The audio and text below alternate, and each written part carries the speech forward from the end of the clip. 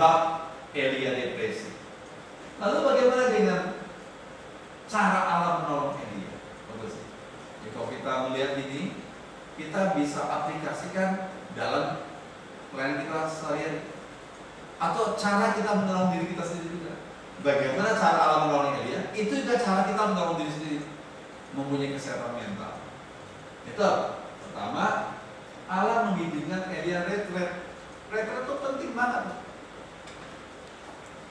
Retret artinya retret, menarik diri dari tempat yang ramai, tempat yang dibutuhkan, sekarang menarik diri tempat yang sepi. Ya, sekalian di Gunung Horeb, dari yang jauh tadi kita lihat ya petanya. Ternyata dari gunung apa? Gunung apa tadi? Elia berperang di gunung apa? Hah? Di Gunung Karmel. Terus ke Gunung Horeb itu sekitar 1.200 sekian kilometer. Makanya Elia melakukan itu 40 hari 40 malam perjalanan. Jadi kalau satu hari orang berjalan 30 kilo, yang 40 kali 30 sekitar 1.200. Jauh, 1.200 sekitar berapa ya?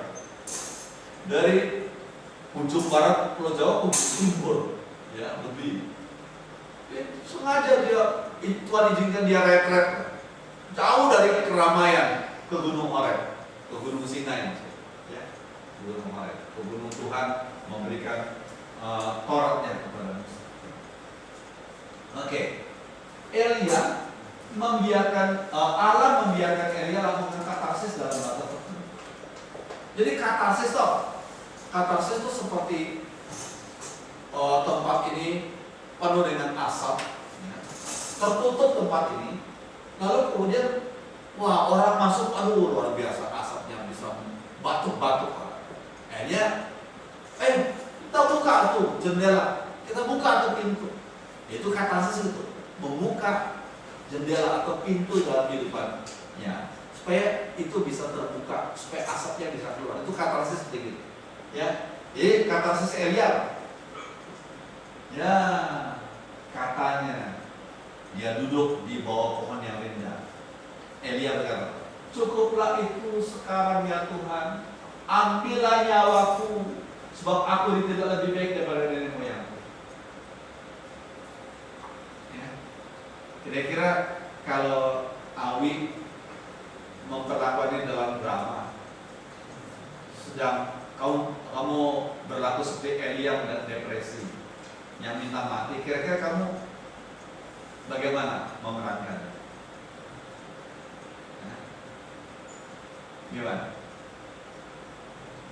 Coba, habis ini. Ya. Kamu memerankan Elia yang sedang depresi. Coba. Yang mau duduk, mau berdiri, terserah.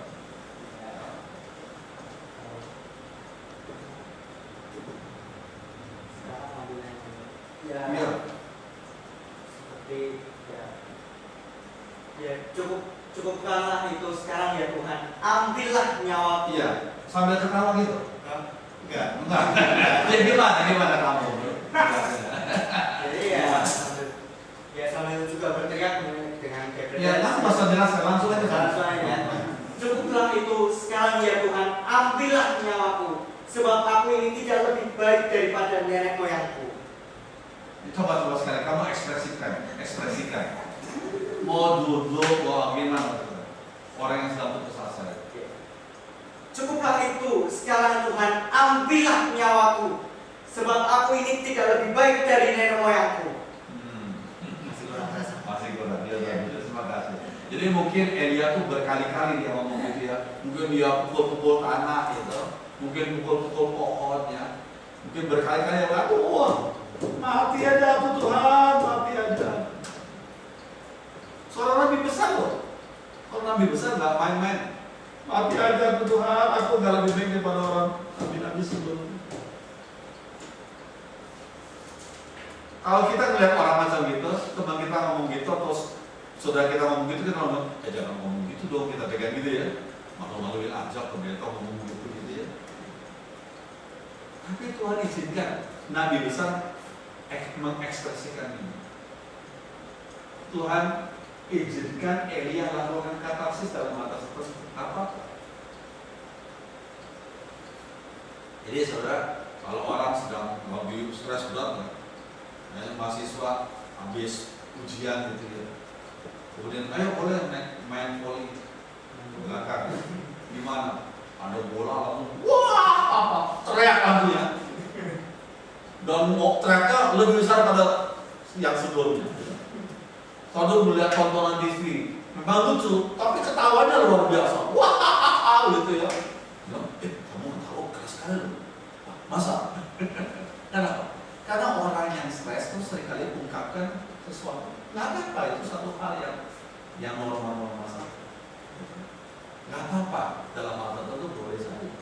Tuhan izinkan Elia lakukan katarsis dalam batas tertentu. Nggak apa-apa. Ya. Sekalian, jadi itu cara menolong Elia, cara Allah menolong Elia. Kemudian yang ketiga,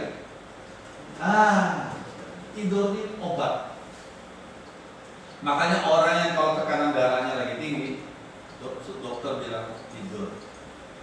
Setelah kita tidur 10 menit, 15 menit rasanya lebih enak. Saya bersyukur kepada Tuhan karena kami 7 saudara itu semua tekanan darah tinggi. Karena papi mami kena darah tinggi. Sehingga kalau sudah lagi pusing itu kenceng ya. Kalau kenceng nggak boleh dikerok, kalau dikerok bisa pecah pembuluh darah.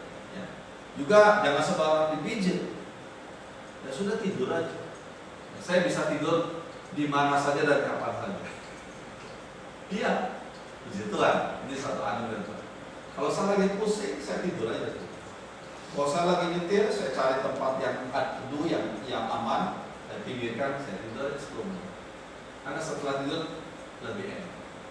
Nah, Allah memberikan Elia tidur. Ya. Bahkan dikatakan tidur 2 kali. Ya, tidurnya betul-betul enak. Ya. Nah, sekalian, oke. Terus yang keempat, Allah memberikan makanan bergizi. Bayangkan, ini makanan bergizi itu penting. Maka dari itu, kalau lagi stres, saya anjurkan kalau lagi stres, jangan sambil puasa. Sebab Allah sendiri waktu menghadapi Elia yang stres itu, dia kasih makanan yang bergizi lewat malaikat. Ya, bayangkan 2 kali makan roti bakar yang dibawa oleh malaikat sama airnya. Elia kuat berjalan 40 hari 40 malam. Berarti itu roti macam apa? Ya? Kalau orang tua berkata ciapo, ya Pak Chandra ya. Makanan bergizi banget itu. 2 kali makan yang dibawa oleh malaikat. Itu makanan khusus dengan gizi yang sangat baik. Elia kuat jalan 40 hari 40 malam. Bisa sekalian, waktu kita stres itu banyak sel-sel tubuh kita yang mati. Sel-sel yang baik ya. Itu perlu diganti oleh makanan yang baik. Makanan baik tidak sama dengan makanan yang mahal. Seringkali makanan yang biasa-biasa, tapi gizinya kita perhatikan baik. Ya, ada perempuan-perempuan mau jaga supaya tubuhnya langsing, harusnya makan nasi, dia makan crackers. Itu namanya junk food, makanan sampah. Itu jangan dimakan, jadi makan dia batuk. Jadi kalau mau makan, mau diet yang benar, lihat perhatikan komposisi makanannya tuh gimana, gizinya bagaimana. Gitu. Ini penting sekali. Oke, terus berikutnya yang kelima, Allah tuh menolong Elia dengan cara mau mengajak Elia berdialog. Allah adalah Allah yang mau mendengarkan. He is the listening God. Allah yang mau listen, bukan hanya hear. Kita hear many things in one time. Kita dengar ini suara ini, dengar suara AC, mesin AC, suara pas, suara saling. Dalam satu kali, dalam satu waktu kita bisa hear many things, mendengar banyak. Tapi dalam satu kali kita hanya listen to one thing. Kita hanya mendengarkan satu hal saja. Berarti mendengarkan itu konsentrasi, membaca kata di balik kata, membaca emosinya, gerakan badannya, mimiknya. Allah adalah Allah yang listening God, Allah yang mendengar. Ya, kenapa saya katakan demikian? Karena Allah sudah maha tahu. Kau waktu melihat Elia depresi, Allah masih bertanya, apa kerjamu di sini, hai Elia? 2 kali. Tujuannya apa? Karena Allah sudah tahu. Kok Allah masih tanya 2 kali? Karena Allah mau mendengarkan, mau berdialog dengan Elia. Cuma sayang tidak ditanggapi secara benar oleh Elia. Ya. Kalau kita menghadapi orang yang sedang mengalami tekanan mental, ya, saya tidak mengatakan gila ya. Kita perlu menjadi temannya berdialog, temannya sharing, ya. Teman yang ngomong-ngomong. Ya. Oke.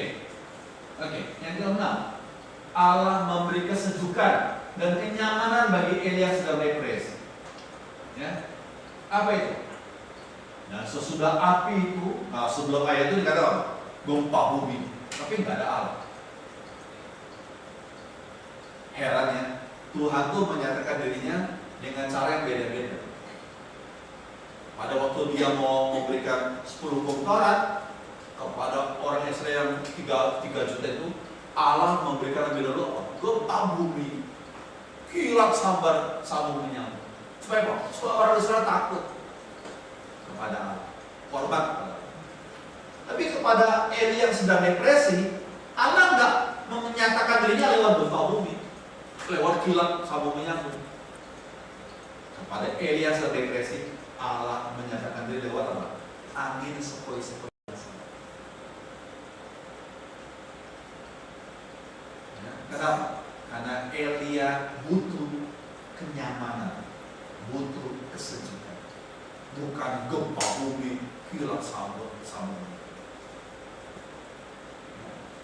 Dan demikian juga kita sedang mengalami depresi, kita butuh kesejukan, kenyamanan, ya. Demikian juga orang yang lain yang mengalami depresi. Oke. Nah, yang ke-7, tadi salah tuh ya, harusnya ya benar ya ke-7. Ke-7, Allah memberi kepercayaan baru kepada Elia yang merasa ditinggalkan. Nah ini yang susah. Kalau kita melihat teman kita atau bahwa kita sudah gagal, kita sulit memberikan dia kepercayaan baru. Tapi heran, Elia yang sudah mau minta mati, yang sudah minta mati pada Tuhan, Tuhan bilang kayaknya nggak mati dulu. Aku berikan kamu kepercayaan baru. Tuhan, aku sudah gagal Tuhan, aku sudah minta mati.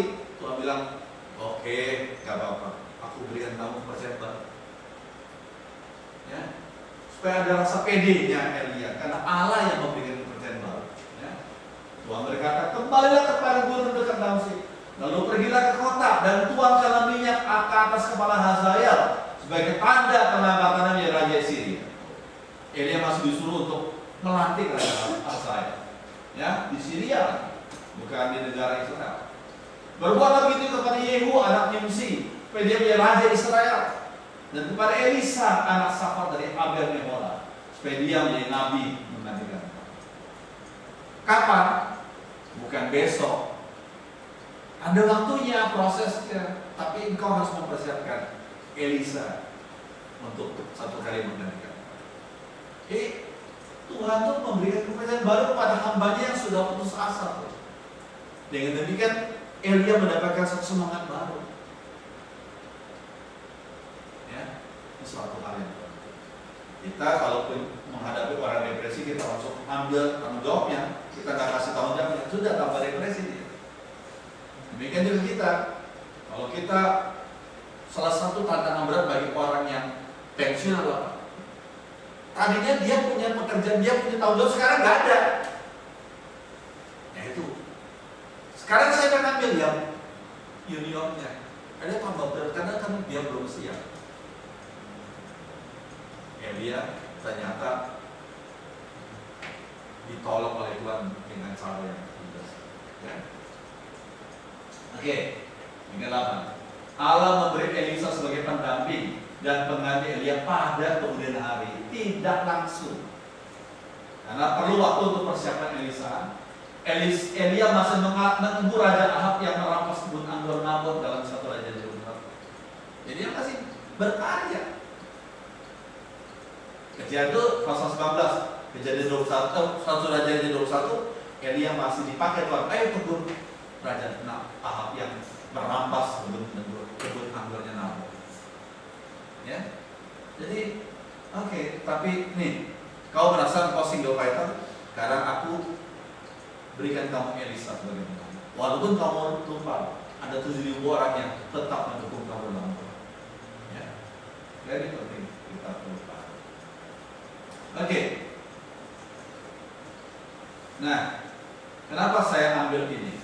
Karena tema ini, karena berita daripada seorang pendeta dari Harvest Christian Fellowship Church namanya Jared Wilson secara tragis tewas karena bunuh diri.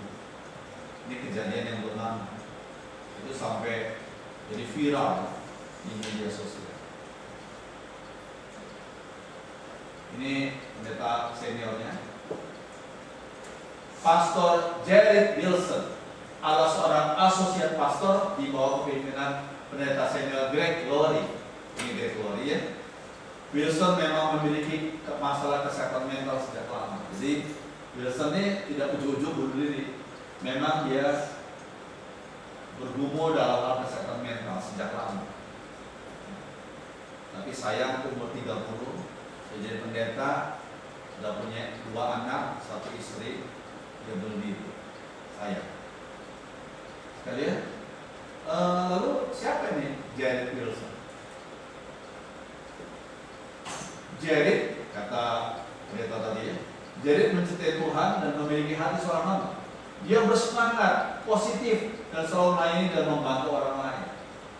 Dan orang-orang yang dilayani adalah orang-orang yang mengalami masalah kesehatan mental, orang-orang yang mau bunuh diri. Jadi justru dia melayani orang seperti itu. Ya, Jared Wilson. Jadi juga berulang kali berurusan dengan depresi dan sangat terbuka tentang perjuangannya yang berkelanjutan. Jadi dia juga sering berkata aku depres, aku ada kecenderungan mau bunuh diri juga. Ya. Dan dia sangat ingin membantu mereka yang juga bermasalah dengan pikiran untuk bunuh diri. Demikian penjelasan yang diberikan oleh Greg Laurie. Ya, nah, jadi Wilson sendiri baru bergabung di pendeta di Harvest 1 tahun, baru setahun bergabung. Ya, ini istrinya, ini kedua anaknya, ya. Umur 30 tahun kira-kira. Selama ini dia sangat konsentrasi dengan masalah kesehatan mental ya. Nah, dia bergumul dengan itu sehingga dia banyak belajar tentang kesehatan mental dan dia banyak menolong orang dalam hal kesehatan mental gitu ya. Tapi akhirnya dia juga bunuh diri. Istrinya Julian bahkan mendirikan lembaga nirlaba bernama Anthem of Hope untuk membantu mereka yang mengalami masalah yang sama dengan diri.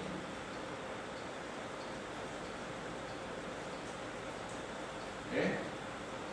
Pada hari Selasa, 1 hari sebelum dia berdiri, di akun resminya, Jared baru saja menggugah pernyataan.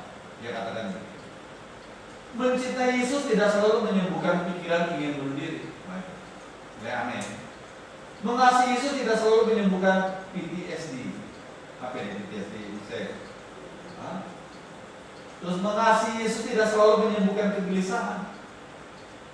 Tetapi bukan berarti Yesus tidak menawarkan persahabatan dan penghiburan kepada kita. Dia selalu menawarkannya.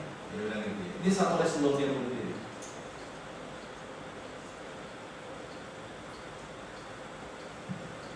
Pada blog pribadinya, Jared juga pernah menuliskan bahwa dia menghadapi depresi berat hampir di sebagian besar hidupnya. Dan telah beberapa kali berpikir untuk bunuh diri, sudah beberapa kali berpikir untuk bunuh diri. Ya. Dia tidak sepaham dengan pemikiran banyak orang Kristen bahwa mereka yang bunuh diri pasti masuk neraka. Dia tidak sepaham. Mungkin sebagian kita pun tidak punya pemahaman sedikit. Kalau orang bunuh diri pasti masuk neraka. Saya dalam hal ini kurang sepaham. Karena Siapa yang tahu hati seseorang? Sebelum dia mati, sebelum dia menghembuskan nafas, dia bisa berdoa dalam hatinya dan berkata, Tuhan ampuni saja, Tuhan ampuni. Sungguh-sungguh sebelum dia menghembuskan nafas terakhir dia berkata, Tuhan ampuni saja, Tuhan ampuni. Tuhan ampuni. Jadi kita jangan menghakimi orang lain yang makin bunuh diri. Tapi juga jangan kita akan bunuh diri. Tapi juga jangan menghakimi. Kalau kita selalu berkata yang bunuh diri pasti masuk neraka. Nggak ada. Jangan kita menghakimi. Karena apa? Karena kita nggak tahu hati seseorang. Yang menganggap penyakit mental sama seperti kanker. Orang yang sakit kanker tidak langsung divonis masuk neraka karena penyakitnya. Dia bilang. Oke. Dalam postingan di Facebook, Pastor Greg Laurie mengingatkan, kadang banyak orang berpikir bahwa sebagai pendeta atau pemimpin spiritual, kami sebenarnya tidak tersentuh oleh rasa sakit dan kemunduran orang biasa. Kami haruslah yang memiliki semua jawaban. Jadi gitu. Orang-orang kadang-kadang pikir gitu. Oh, jadi pendeta itu enak ya. Nah, saya sudah dengar tuh banyak kali. Ya, pendeta itu enak. Nggak ada masalah, nggak ada pergumulan. Saya ngomong sama orang ngomongin, ya kamu jadi pendeta aja. Terus dia langsung paling banyak dia ketawa. Kalau jadi pendeta enak ya kamu jadi pendeta aja. Ya, dia pikir jadi pendeta tuh nggak ada tersentuh rasa sakit, nggak ada tersentuh oleh pergumulan. Tetapi kami tidak seperti itu, kata Pastor Greg. Pada akhir hari, pendeta hanyalah orang-orang yang butuh untuk menjangkau Tuhan guna mendapatkan pertolongannya dan kekuatannya selalu dan setiap hari. Jadi kalau sudah ditolong oleh Tuhan dan dikuatkan oleh Tuhan, kita juga tidak beda dengan manusia lain. Nah, karena itu saya pikir kalau orang berkata, kami jadi pendeta seringkali jadi tong sampahnya orang. Saya bilang keliru. Jangan mau jadi tong sampahnya orang. Beda ya. Konseling sama curhat. Kalau kita mau jadi tempat dia curhat orang lain, kita jadi tong sampahnya orang lain. Jadi kalau orang datang, kita tanya, kau mau curhat atau mau konseling? Kalau mau curhat, aduh saya udah banyak sekali nih kegiatan padat sekali. Lalu kalau konseling lebih dari curhat. Dalam konseling kita bisa menegur kalau dia salah. Kalau curhat enggak, kita jadi tong sampahnya. Jadi hamba Tuhan, jangan jadikan dirimu sebagai tempat curhat. Kalau kamu mau jadikan saya tempat curhat, sorry saya tidak ada waktu. Tapi kalau kamu menjadikan sesi ini jadi sharing, saya mau jadi konseling, saya mau sediakan waktu. Kalau dalam konseling kita evaluasi, mungkin nanti akan orang itu yang nggak benar. Kita boleh evaluasi, gitu ya. Oke. Nah, yang berikutnya, kematian Jerry Wilson, seorang pendeta yang tewas karena bunuh diri ini, bukanlah kasus pertama pendeta bunuh diri, bukanlah kasus pertama. Pada Januari 2019 lalu, Jim Howard dari gereja Real Life Church, California, ditemukan tewas di rumahnya dengan luka tembak di bagian kepala. Waduh, serem. Ternyata pendeta di California. Selain itu, pada September 2018 lalu, pendeta Andrew Stokline yang merupakan pemimpin gereja Inland Hills di Chino, California, juga tewas karena bunuh diri.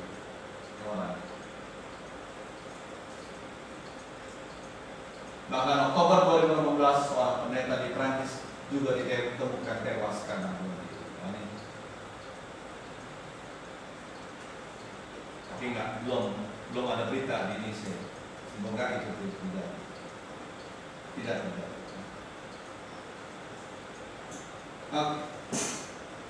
Hal ini memperlihatkan bahwa pendeta dan rohaniawan hanyalah manusia biasa. Untuk itu mereka juga membutuhkan jamahan dan pertolongan Tuhan untuk menjalani kehidupan itu. Untuk itu mari kita berdoa dan bagi gembala-gembala, para hamba Tuhan dan rohaniawan, kayaknya kekuatan dan kasih Tuhan memenuhi kehidupan mereka. Siapa di sini yang pernah berdoa bagi hamba-hamba Tuhan? Terima kasih. Karena menjadi hamba Tuhan, apalagi di tempat yang sama sekian lama, itu nggak gampang. Kalau hanya waktu singkat enak, seperti bulan madu, orang banyak puji kita. Tapi kalau sudah bertahun-tahun, banyak yang tadinya domba sekarang keluar anduknya. Itu nggak gampang menghadapi orang-orang seperti itu. Ya, perlu berdoa. Oke. Nah, tentang kesehatan mental, saya sedikitkan lagi, supaya saudara bisa paham. Manusia itu makhluk yang multi aspek, multi dimensi dan dinamis.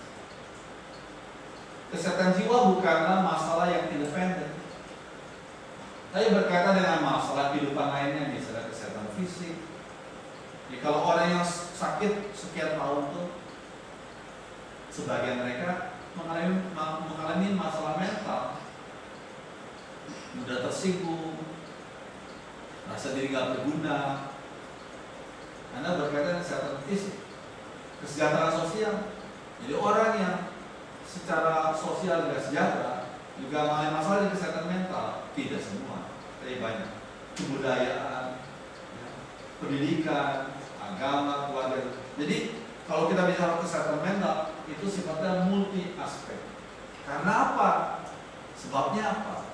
Kita perlu paham sebelum. Ya.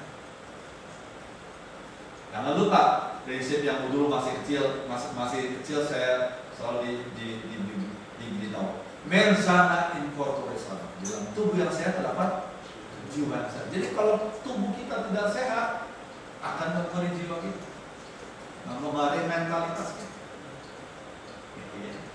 Itu biasa begitu. Mens sana in corpore sano.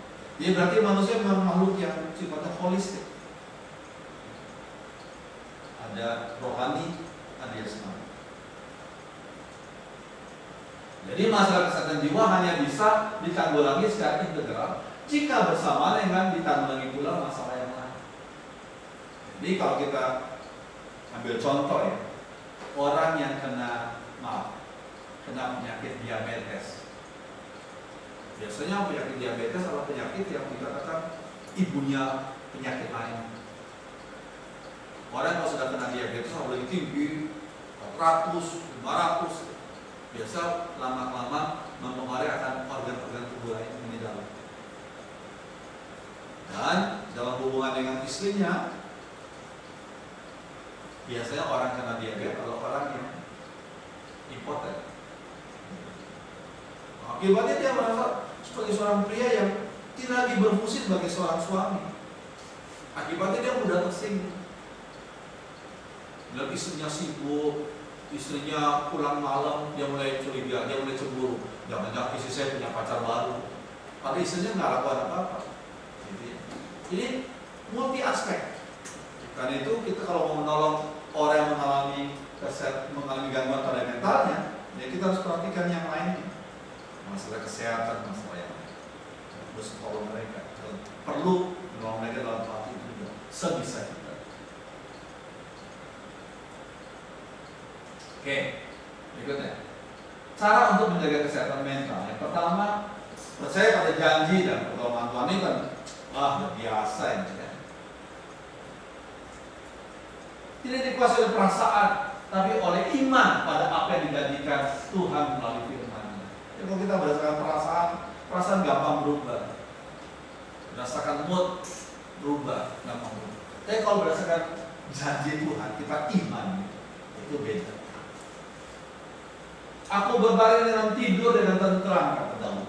Bangun lagi sebab Tuhan menopang aku.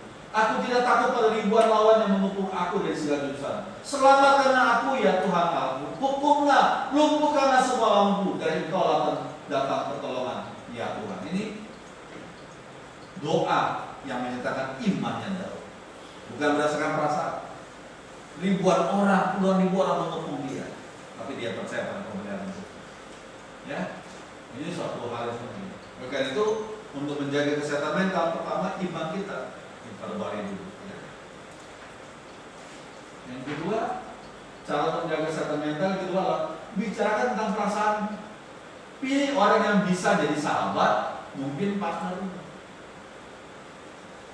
Dulu saya pernah dengar seorang yang memimpin memberikan ceramah tentang motivator. Dia bilang, sebagai seorang pemimpin, jangan tunjukkan kelemahanmu di depan orang-orang yang kamu pimpin. Kalau kamu menyatakan dirimu lemah, kamu akan dihina oleh orang-orang yang pimpin. Selalu engkau menyatakan luar biasa kodirnya. Apa kabar? Luar biasa. Seperti dilakukan oleh sebagian orang. Apa kabar? Luar biasa. Hebat. Lalu saya mulai pikir, apa begitu ya? Itu kata motivator. Lalu kata firman Tuhan bagaimana? Sekalian, sharing akan perasaanmu bukanlah suatu tanda kelemahan. Nah, itu. Tapi menjadi salah satu cara mempertahankan kesehatan mental. Karena manusia adalah makhluk sosial.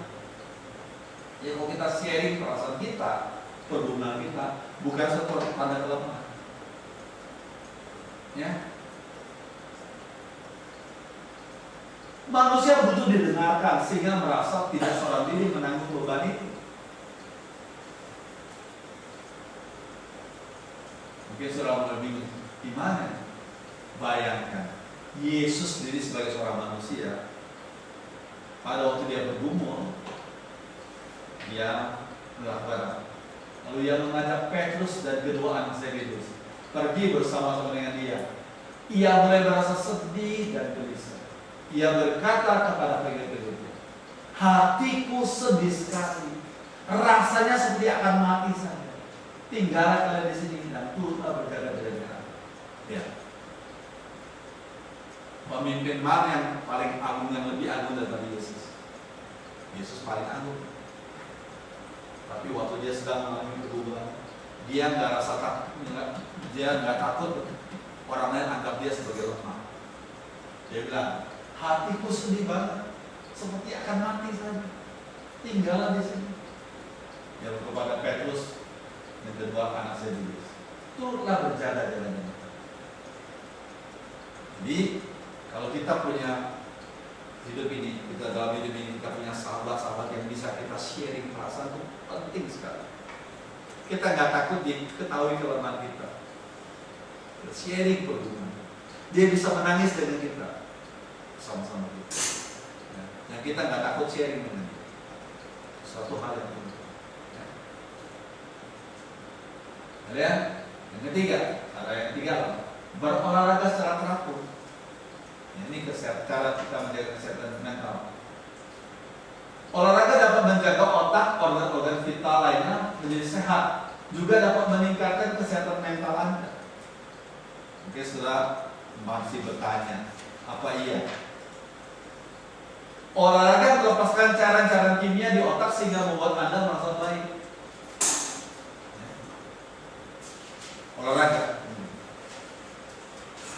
Olahraga secara teratur dapat menaikkan harga diri dan dapat menolong untuk konsentrasi tidur, dan merasa lebih baik.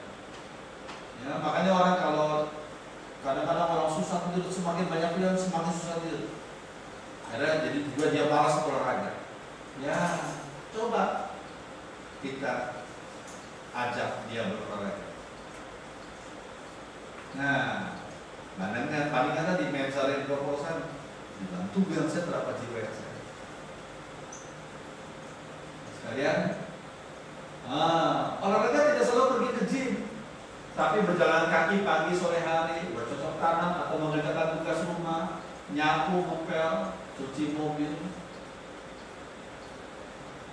Karena kami nggak punya pembantu, nggak perlu lah.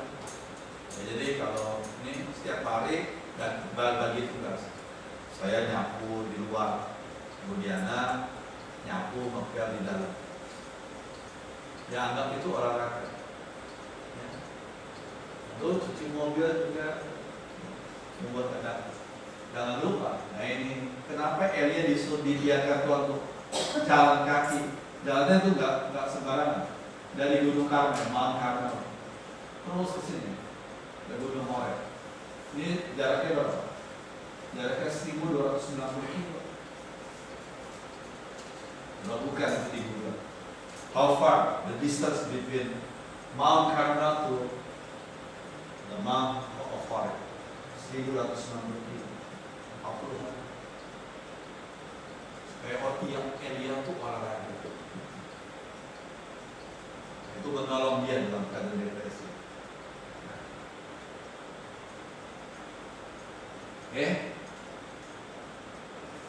Ini adalah bentuk olahraga. Terus para ahli setiap orang minimal melakukan 30 menit olahraga setiap hari. Kata begitu. Kita harus setiap hari olahraga 30 menit. 5 hari dalam seminggu. Olahraga dapat memberikan rasa pede dan aku sudah melakukan apa ini saja. Ya, yang keempat, makanlah dan minumlah yang baik. Malaikat membawakan makanan 2 kali untuk Elia agar kuat berjalan 40 hari. Otak Anda butuh nutrisi jadi sehat, bertumbuh secara baik. Organ-organ tubuh lainnya. Diet yang baik untuk kesehatan tubuh juga baik untuk kesehatan mental Anda. Diet yang baik diidenti dengan makanan yang enak. Makanan enak seringkali mengandung banyak racun, kebanyakan gula atau kebanyakan kolesterol. Diet yang seimbang dan sehat mencakup banyak jenis makanan yang berbeda dari buah dan sayur. Seringkali kita biarkan anak kita, aku nggak suka sayur, kita biarkan. Jadi sampai dewasa nggak suka makan sayur, jadi nggak bagus. Kita ajarin mereka, sayur memang gak enak. Itu punya lebih lama, tapi itu untuk baik untuk pencernaan. Ya kita perlu ajarin. Terus kemudian biji-bijian, termasuk biji-bijian itu beras sebenarnya. Sereal, gandum, gitu. Roti dari gandum, juga kacang-kacang itu bagus. Produk susu, minyak ikan, banyak air, bukan air. Ada seorang remaja, ya baru kuliah ya. Udah kena batu ginjal. Katanya kenapa?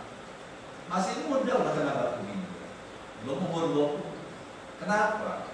Ya karena nggak suka minum plain water, nggak suka minum orang kita sebutnya air putih. Pada air putih itu artinya susu. Betul. Kalau plain water itu air bening. Jadi banyak minum air bening itu bagus. Ya. Jadi lalu kemudian ada sedikit 3 kali makan, ya, banyak minum air bening, membatasi gula dan hindari alkohol. Cara menjaga kesehatan mental berikutnya, gunakan art terapi, terapi seni, musik. Ya, makanya saya kalau kerja terus kebanyakan saya selalu diiring-iring musik. Instrumen atau apa, tapi kecil-kecil. Nah, kemudian apa? Saya pasti bisa diiringi musik. Kok musik itu mengurangi stres. Musik yang kita senangi. Lalu nonton pertunjukan seni, menikmati hasil seni, melukis. Ada orang yang memang bisa melukis. Craft, dan Ibu Diana suka craft. Kalau lagi mood bikin craft. Banyak sekali. Kemudian nonton pertunjukan maksud nonton pertunjukan yang baik itu. Wah, kita bersyukur pada Tuhan ya. Kita gak usah pergi ke bioskop ya. Di sini bioskop kita. Betul? Ibu Adeline paling senang untuk nonton Prince. Pakai YouTube. Bayar apa? Ya kuota. Ntar langsung minta Pak Amin jadikan pulsa. Tapi daripada kita beli tiket nonton di bioskop kan mahal. Jadi ini sangat menolong kita. Gadget sangat menolong kita. Dalam hal itu sekalian, jadi seni itu sangat menolong. Jadi kalau kita jenuh dalam hal itu, gunakan art therapy. Lalu yang keenam, caranya memiliki persekutuan yang intim dengan istri, suami, dan anak menantu cucu. Kalau kita nggak punya persekutuan intim dengan mereka itu berat banget. Kita punya istri, kita punya suami, nggak ada apa-apa, ada bergobal, susah ngomong sama mereka, susah ngomong dengan nggak mengerti mereka, atau mereka bilang gitu aja. Akhirnya kita jadi tambah beban. Saya adakan waktu-waktu khusus untuk bersekutu secara akrab dengan mereka. Nah, saya bersyukur kita punya presiden yang family man, dialah orang keluarga yang cinta keluarga. Ya. Ini presiden kita. Ya, gendong cucunya dekat. Bahkan, ya dia sering kalau air pekan selalu dia rekreasi dengan keluarga bersama. Ya. Dia selalu kata, ingat ya, jabatan cuma sementara, tapi keluarga itu tetap. Dia jadi presiden paling maksimum 2 periode. Begini jadi kepala keluarga lagi. Ya. Ada orang yang waktu pas sibuk lupa sama keluarga. Ya. Apa-apa kerjaan dia lupa. Mau jabatan cuma sementara, tapi keluarga itu tetap. Maka dari itu saya bersyukur pada Tuhan. Ya. Presiden kita tuh dalam kondisi yang lagi banyak demo presiden kita seperti seperti dia nggak peduli, ya tetap main sama cucunya, sampai orang tertentu jengkel. Lihat tuh, Pak Jokowi gimana sih? Negara kita sedang keadaan begini, dia tetap senang-senang aja. Ya nggak tahu apa tujuan politik, sehingga orang melihat dia sebagai orang yang tetap tenang, atau memang sebagai seorang family man yang tetap butuh rekreasi juga untuk keluarga. Ya, ini bagus sekali. Oke. Cara untuk menjaga kesehatan mental tetap bisa dihubungi dan menghubungi baik via medsos, phone, bertemu langsung. Jadi kalau lagi stres, semua ditutup. Orang mau telepon nggak bisa, orang mau WA nggak dijawab, itu malah repot. Ya tetap sebagai seorang yang bisa dihubungi, malah menolong dia. Ikatan keluarga yang kuat, dukungan dari teman-teman dapat menolong Anda untuk menghadapi stres gitu. Sahabat dan keluarga dapat membuat Anda merasa diperhatikan. Mereka bisa memberi berbagai macam saran untuk masalah yang sedang Anda temukan. Nah, ini nggak salah ya.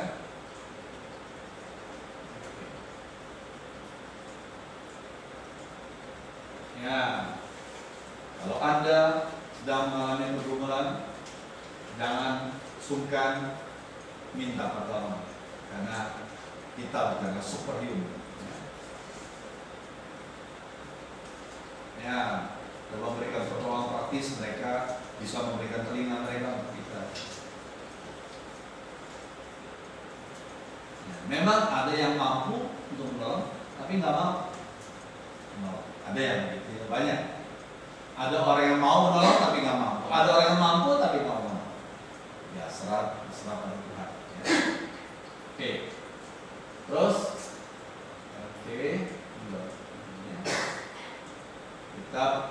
kita harus yakin Tuhan bisa melakukan hal yang surprising. Yang nggak pernah dilihat oleh mata, yang nggak pernah dilihat didengar telinga, yang nggak pernah muncul dalam hati manusia. Itu yang Tuhan sediakan bagi orang-orang yang mengasihi. Yang penting taat pada Tuhan. Ya. Terus, ini bagus. Bergabungan dengan supporting group, grup yang supporting group. Ya, misalnya gini. Kan ada supporting group, namanya grup orang tua dari anak yang autoimun. Ini mantan gurunya si anak kami di Tunggal, punya anak kedua tuh kena autoimun. Autoimun jadi kita butuh imunitas ya. Tapi ternyata itu menyerang tubuhnya sendiri. Waduh repot sekali. makan apa susah, kena autoimun. Waduh, akhirnya apa? Puji Tuhan, lewat medsos dia melihat, oh ternyata ada grup autoimun. Dia bergabung di situ, jadi bisa saling sharing dengan sesama orang tua yang anaknya autoimun. Jadi bisa dapat input baru itu. Jadi bagus ya. Jadi jangan lupa perlu supporting group seperti ini. Jadi grup masalah yang lain bukan hanya autoimun, ada juga. Ya. Terus terima lebih apa adanya ya.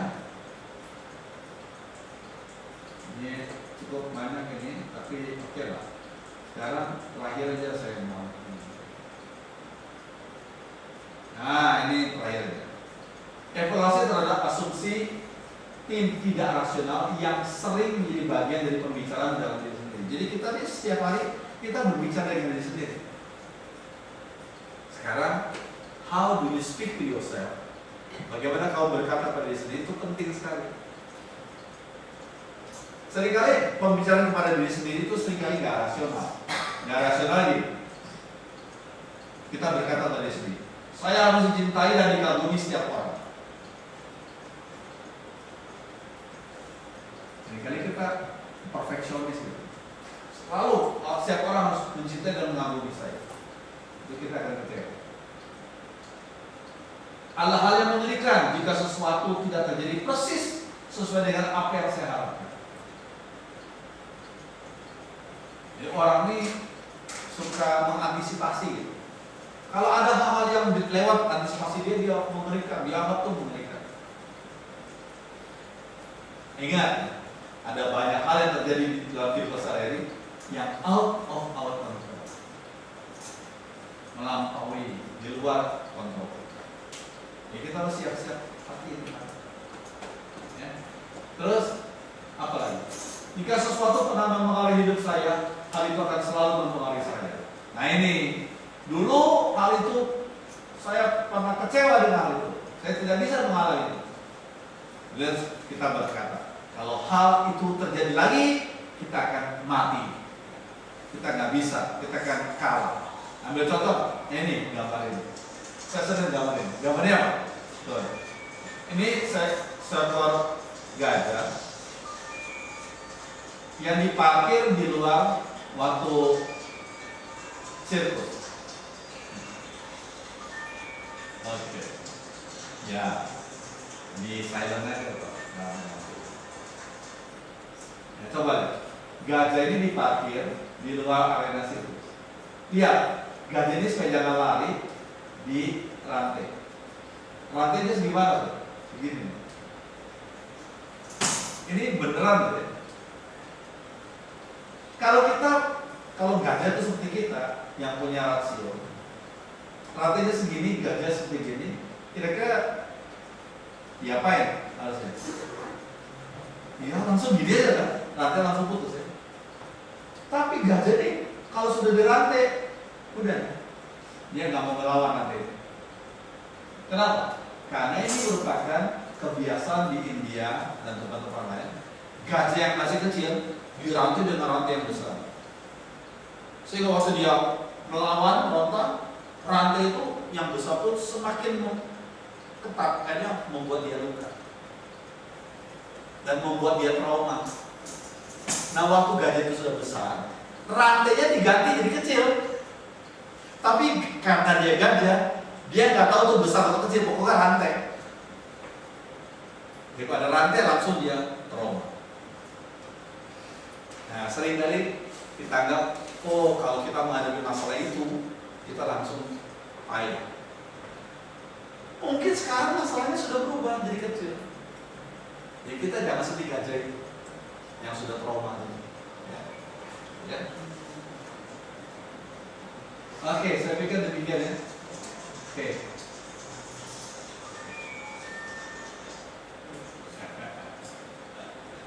Baik, cukup sampai sini Mas. Saya pikir ada nanti kalau itu jenuh